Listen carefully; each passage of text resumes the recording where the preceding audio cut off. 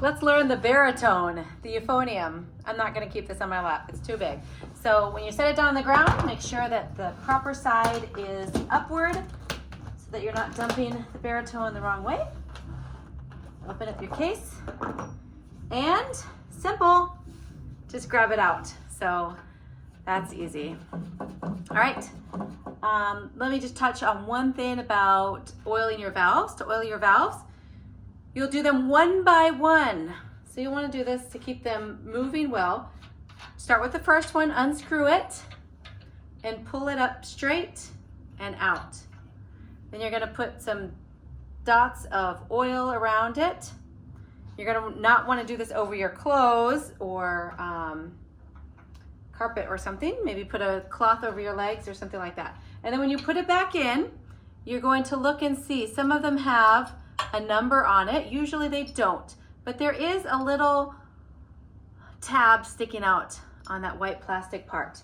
And if you look inside, you'll see here that there's a tab sticking close to me. So then I know that's where I need to line it up. So line up, you can pull this part up, look underneath there, see the tab, line it up into the spot for the valve and press it down and screw it back in.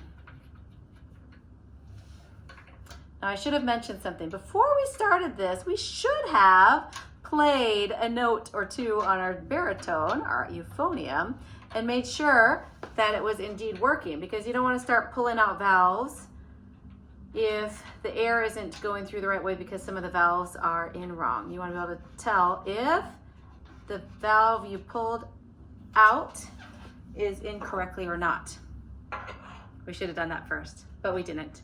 Now we put one back in, so we're going to check and see if it's correctly in. It's making sound, so it's correctly in.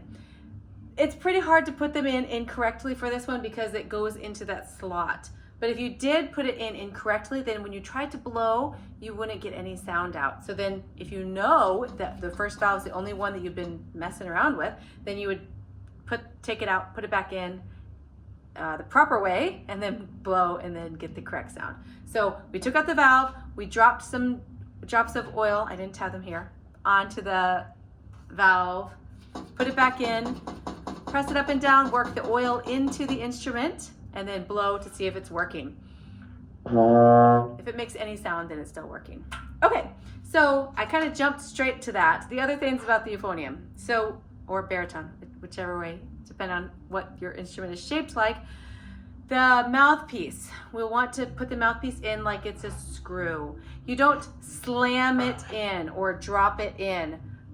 Put it in like a screw so that when you go to take it out, it's easy to take out. Otherwise, if it gets stuck, you do need to go to a music shop or your music teacher, have them use the proper device to remove it. Don't try to use some other tools to incorrectly remove it and damage the lead pipe. Okay, so this goes in like a screw. Baritone, you can just hug it around, and your thumb goes in this spot and your fingers go up here. When your fingers are nice and high up here, they help the valves to move freely. If they're down too low and you're trying to press it from the edge, back edge, then it doesn't move freely. But if your fingers are landing on the center of the button and pressing down, then that valve should work better. And then just on your knee, and like this. If you have a small instrument, you'll need to hold it up off of your knee and hold it up to your face. You don't want to scrunch down to play it like this, okay? So, young students, usually you can have it on your knee. Older students, for the baritone, you'll usually be lifting it up to your face. You don't want to scrunch down for it, okay? To clean the instrument, you'll give it a bath, but we're not going to go through all of that, but that would be a great thing to do periodically to get it all clean. At the end of each practice, or during, if you hear spit, you can press on the spit valve and just blow warm air. You don't need to make a sound. You should not make a sound. I did, sorry. Just blow the warm air out to get the spit out.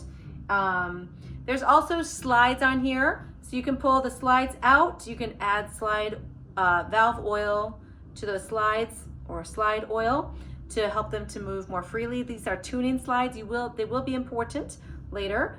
So you'll want to keep those all working and movable. If they're not movable, then you're going to be pulling them out. You're going to be pulling them out and working to get them lubricated also, okay? So those will need to be oiled as well. All right, and how to play the euphonium? Well, first, the mouthpiece only. Don't worry about the instrument first. First, you need to just be able to make a sound on the mouthpiece. You need to be able to buzz it. Buzz your lips, something like that, and then you can buzz it on the mouthpiece. Okay, and then put your mouthpiece on with like a screw. When you can get a buzz, then you can blow into the instrument. And if you're playing that note, that is a C.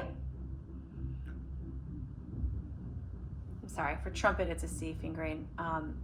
For the baritone, it's a B flat. That's a B flat. That's a B flat.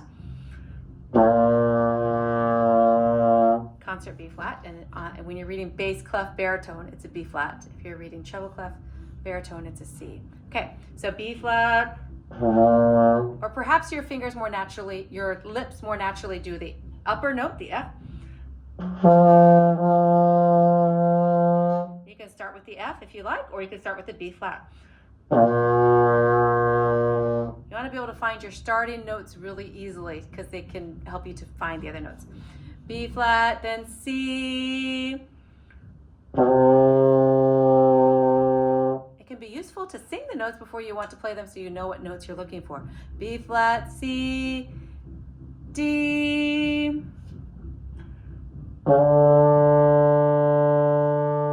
B flat.